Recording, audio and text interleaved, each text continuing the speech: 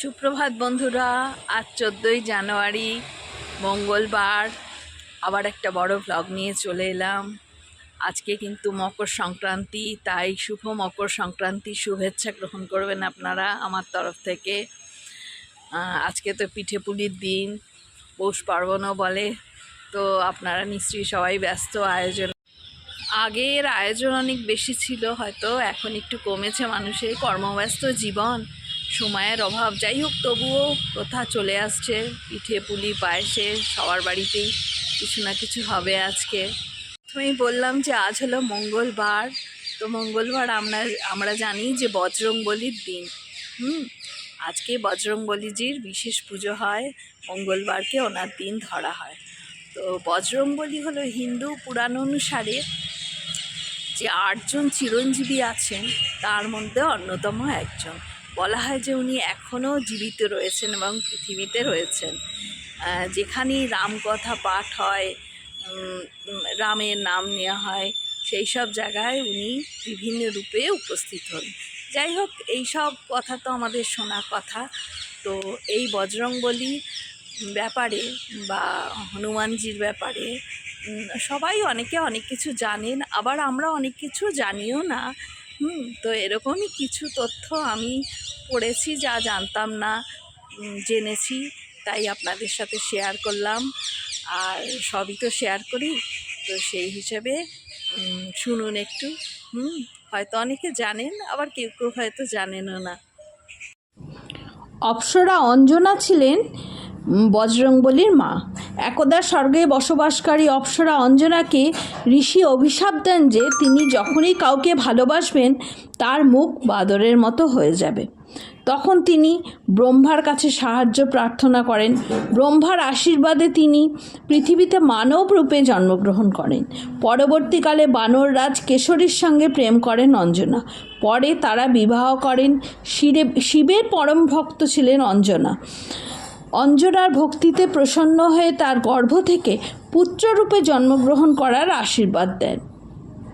কিছুদিন পর রাজা দশরথ পুত্রষ্টি যজ্ঞ করেন। ঋষি দশরথের সমস্ত স্ত্রীকে খাওয়ানোর জন্য পায়েস দেন।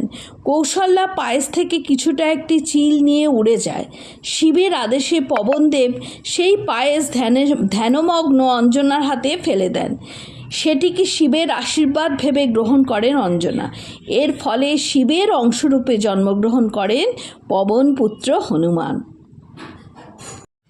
সংস্কৃতে হনুমানের অর্থ বিকৃত চোয়াল। হনুর অর্থ চোয়াল এবং মানের অর্থ হলো বিরূপিত করা।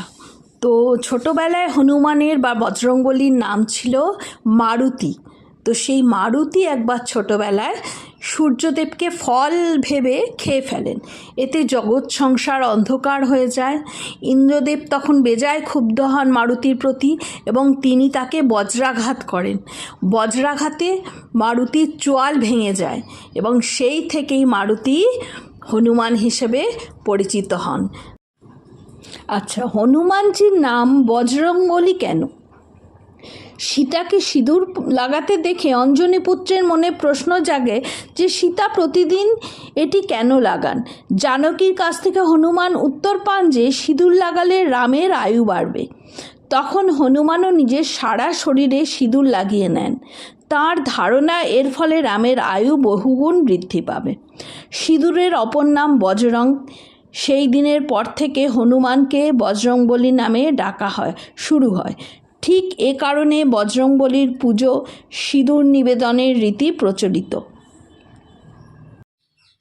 বজরংবলী ব্রহ্মচারী ছিলেন, তবে আশ্চর্য হবেন যে তার এক পুত্র ছিল যার নাম মকরধ্বজ।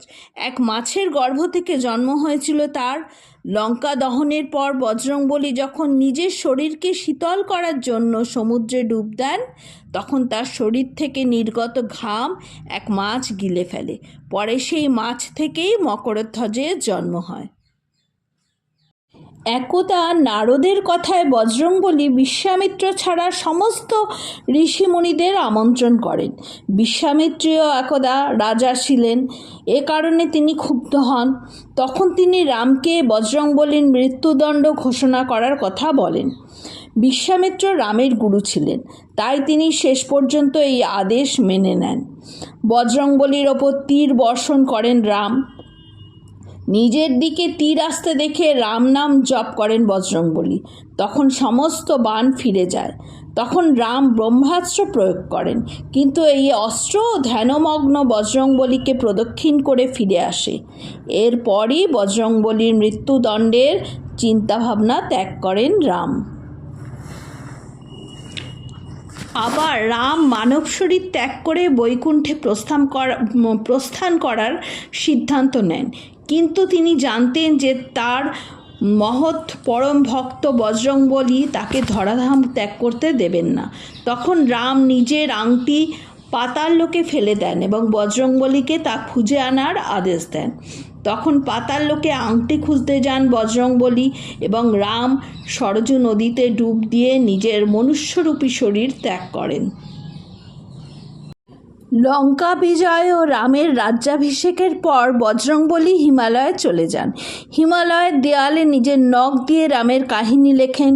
বাল্মীকি যখন নিজের লেখা রামায়ণ বজরংবলীকে দেখাতে যান, তখন হনুমানের লেখা রাম কাহিনী দেখে তিনি হতাশ হয়ে পড়েন, কারণ বাল্মীকির মতে বজরংবলীর রামায়ণের তার লেখা রামায়ণের থেকেও বেশি ভালো। বজরংবলীর লেখা এই কাহিনী হনুমত রামায়ণ নামে পরিচিত। তবে বাল্মীকি হতাশ দেখে তিনি এই রামায়ণ মুছে ফেলেন। বন্ধুরা, তাহলে ছোট ছোট বেশ কিছু কথা শেয়ার করলাম বজরংবলীজি বা হনুমানজির সম্বন্ধে। আমি যা পড়ে জেনেছি আপনাদের সাথে শেয়ার করলাম। সত্য মিথ্যা পরের কথা, এগুলো সবই আমাদের পৌরাণিক কাহিনী। আমরা ছোট থেকে অনেক কিছু শুনে বড় হয়েছি, এখনও অনেক কিছু জানছি। আর একটা কথা আছে জানেন তো, বিশ্বাসে মিলায় বস্তু, তর্কে বহুদূর। তাই বিশ্বাসটাই আমাদের কাছে সবচেয়ে বড়। আর কি, আপনাদের সাথে তো সব কিছু শেয়ার করি, ভাবলাম না এগুলোও একটু জানলাম যখন শেয়ার করি। বন্ধুরা, যাই হোক, আজকে আমার ব্লগ এই পর্যন্তই। আবার আসবো নতুন ব্লগ নিয়ে। তার আগে আবার ওই কথা বলা, একই কথা, যদি আমার ব্লগ ভালো লাগে, আমার কথা ভালো লাগে, লাইক শেয়ার সাবস্ক্রাইব করবেন, পাশে থাকবেন, সাথে থাকবেন, ভালো থাকবেন, সুস্থ থাকবেন। আরেকবার আপনাদের পৌষ পার্বণের শুভেচ্ছা জানাই। ঠিক আছে বন্ধুরা, আজ তাহলে আসি। ভালো থাকবেন, সুস্থ থাকবেন। আরেকবার